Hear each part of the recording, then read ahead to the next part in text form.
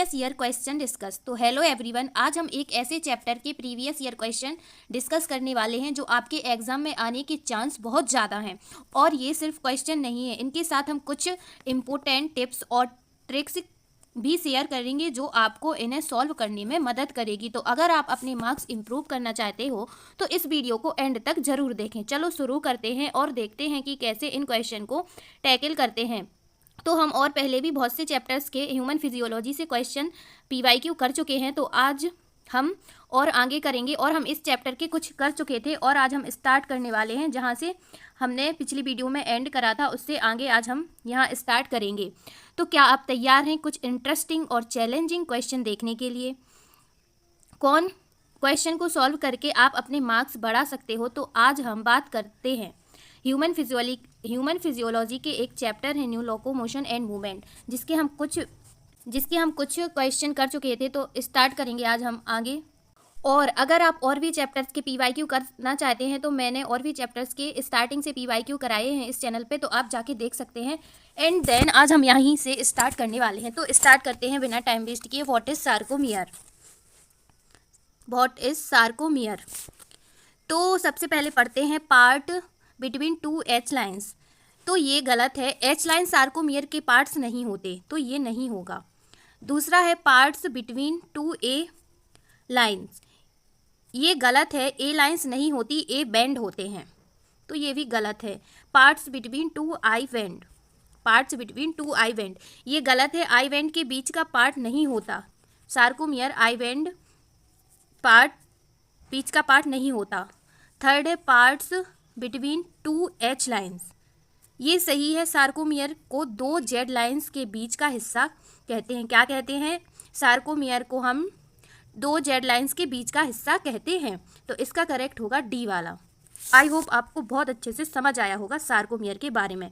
तो स्टार्ट करते हैं अगला question. What of the following in the contractile protein of a muscles?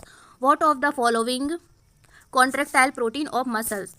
तो सबसे पहले है ट्रोपोमाइसिन। क्या है? ट्रोपोमाइसिन। तो ये गलत है। ट्रोपोमाइसिन एक रेगुलेटरी प्रोटीन है, कॉन्ट्रैक्टाइल प्रोटीन नहीं है। दूसरा है टिब्यूलिन भी गलत है, टिब्यूलिन साइटोस्केलेटन का हिस्सा है, मसल्स कॉन्ट्रैक्शन का नहीं।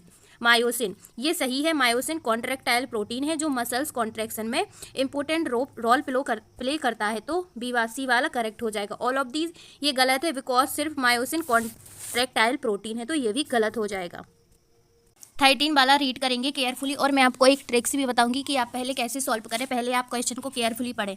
The function of unit of contractile system is striated muscles in. तो हमें सबसे पहला ऑप्शन दिया है सार्कोमियर, तो ये ऑप्शन गलत है क्योंकि मसल्स का फंक्शन होता है पर ये यूनिट नहीं होता। दूसरा है जेड बैंड, तो ये भी गलत है, जेड बैंड सार्कोमियर का हिस्सा है पर ये फंक्शनल यूनिट नहीं है। और इसमें क्या पूछा है? Functional unit. क्रॉस ब्रिज, ये गलत है क्योंकि स्ट्रीमर कोई स्पेसिफिक टर्म नहीं है, क्योंकि डी वाला मायोफिब्रिलेंस, ये सही है, मायोफिब्रिलेंस स्ट्रिएटेड मसल्स का फंक्शन यूनिट है जिसमें सार्कोमियर होते हैं। क्या होते हैं? सार्कोमियर होते हैं। When a muscles bends one part upon the other it is called. तो सबसे पहले है एब्ड्यूचर, रेगुलेटरी, एक्सट्रीमर, फ्लेक्सर। तो ए वाला गलत है, रेगुलेटर मसल्स का फंक्शन नहीं है। दूसरा वाला सही है, फ्लेक्सर मसल्स वो होते हैं जो एक पार्ट को दूसरे पार्ट की तरफ बेंड करते हैं, तो ये करेक्ट हो जाएगा इसका। चलो 50 वाला सॉल्व करते हैं। हमने कुछ गलत तो नहीं कर दिया? यस। सी वाला ये गलत है, एक्सटेंसर मसल्स अपोजिट एक्शन करते हैं, यानी एक पार्ट को सीधा करते हैं। फ्लेक्सर ये गलत है बिकॉज सिर्फ फ्लेक्सर मसल्स ही इस एक्शन के लिए रिस्पॉन्सिबल हैं। Regulatory,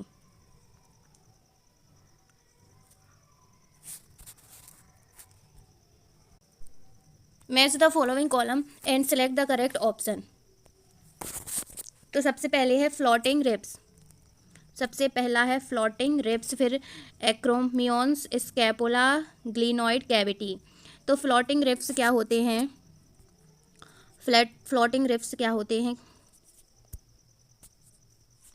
do not connect with sternum, एक्रोमाइन,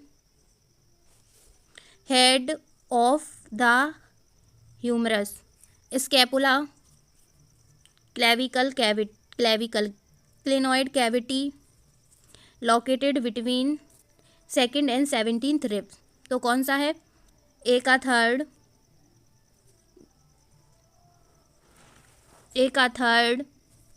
नहीं।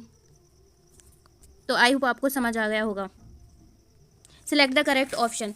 तो हमें 16 वाले में करेक्ट ऑप्शन सिलेक्ट करना है। तो सबसे पहले ए वाला रीड करेंगे। There are 70 pair of vertebrosternal, 3 pairs of vertebrochondral and 2 pairs of vertebral ribs.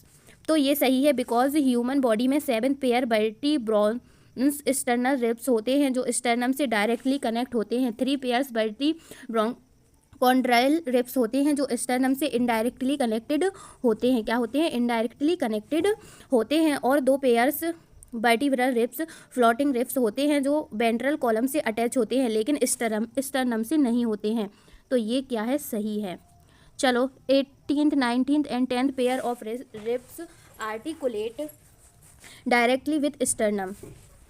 तो ये गलत है बिकॉज सिर्फ 1 से 7 pairs of ribs he sternum से क्या होते हैं? स्टर्नम से अटैच होते हैं, डायरेक्टली अटैच होते हैं।